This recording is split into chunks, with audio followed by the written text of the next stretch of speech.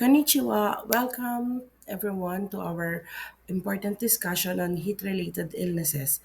As temperature rise, so does the risk to our health, whether you're working outdoors, enjoying recreational activities, or simply enduring a scorching summer day. Understanding how to prevent and recognize heat-related illnesses is important. In this video, we'll explore the various types of heat-related illnesses, their symptoms, and most importantly, how to stay safe and cool in hot conditions. So sit back and stay hydrated, and let's delve into this crucial topic together.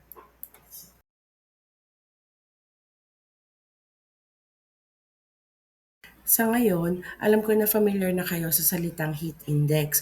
So, ano nga ba yung heat index? It is the measurement of the temperature that a person feels, which is different from the actual air temperature. It is computed by factoring in the humidity and air temperature. Sabi ni Pag-asa, yung heat cramps and heat exhaustion are likely in areas experiencing a danger level heat index, which is from 42 to 51 degrees Celsius. Heat stroke is also possible with continued exposure. So ngayon alam naman natin na halos hindi bumababa sa 45 degrees Celsius ang nararamdaman nating init or heat index araw-araw. So mahalaga na malaman natin yung heat cramps at heat exhaustion, especially dun sa mga collectors natin at dun sa mga backroom natin na hapon pumapasok and naglalakad sila sa initan ng araw. And then, nung isang araw lang daw naitala or nai-record sa Zambales yung 53 degrees Celsius, which is extremely dangerous. Heat cramps. Ang heat cramps ay painful involuntary muscle cramps caused by a loss of body salt through excessive sweating. Although all muscles may be involved, most commonly calf muscles are affected. So heat cramps, Tagalog ay pulikat. Dapat gawin kapag may heat cramps? Una, remove the patient from the hot environment. Encourage the patient to drink beverage containing salt, and if ORS packets are not available, ORS, oral rehydration salt, or mas kilala bilang Oresol, make an oral rehydration solution. Stretch the affected muscles and massage the area once the spasm has passed.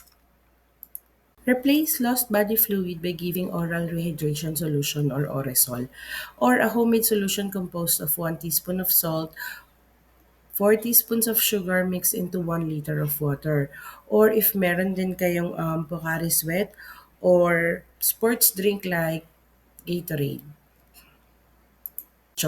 It is a milder form of heat-related illness that can develop after exposure to high temperatures. This may also be a result of inadequate fluid intake or insufficient replacement of fluids.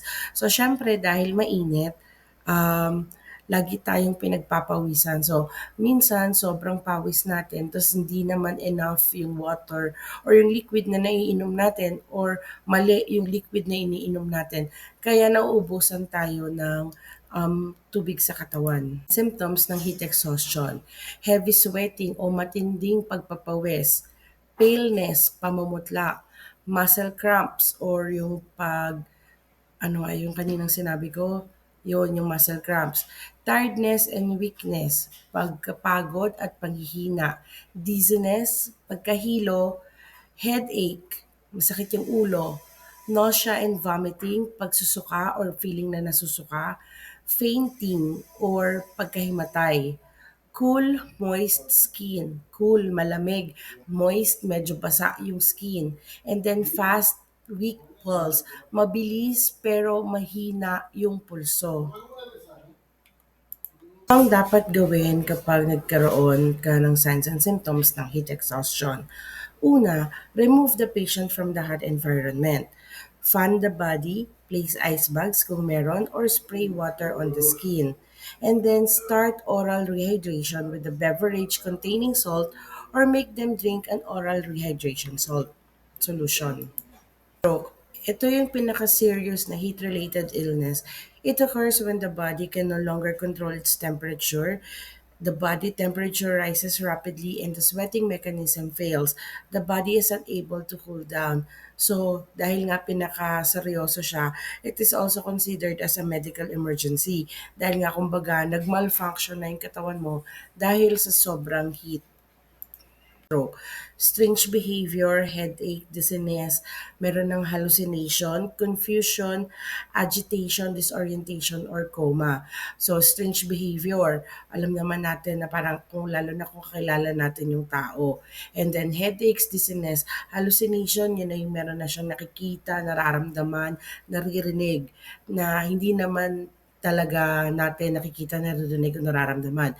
Confusion, agitation, madali na siyang magalit. Disorientation na parang hindi niya na alam kung nasaan siya, anong lugar, anong petsa na, yung mga ganun. Or worst, yung coma or comatose. High body temperature, sobrang init ng katawan, and then hindi na siya nagsusweat or hindi na siya nagpapawis. Yung skin niya, red hot, sobrang init, dry and then flushed. Tapos yung pulse niya, rapid, pulse, and meron na ring difficulty of breathing. So mabilis na, sobrang bilis na ng pulso niya pero nahihirapan na siyang huminga. Pwedeng magkaroon din ng nausea, vomiting, fatigue, and then weakness.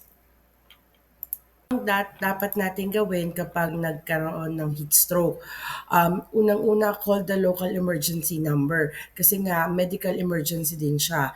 And then move the person into a cool place, a shaded area, or an air-conditioned room. Cool the patient immediately by immersing him or her in water kung kaya nating ilubog sa tubig. Pero if hindi siya possible, pwede na lang natin siyang i-douse with copious amount of cold water or buhusan natin siya. Spray the patient with water, fan the patient. Basta gawin natin yung lahat ng magagawa natin para mapalamig natin yung temperature ng pasyente. Like cover the patient with ice towels or surround the patient with ice bags.